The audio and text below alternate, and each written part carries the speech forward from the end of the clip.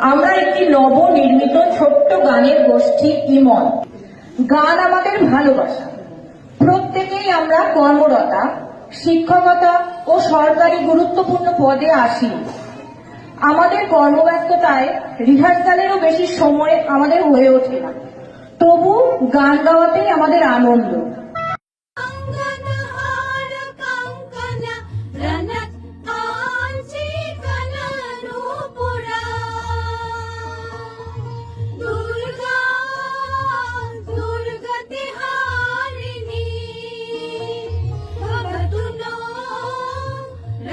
No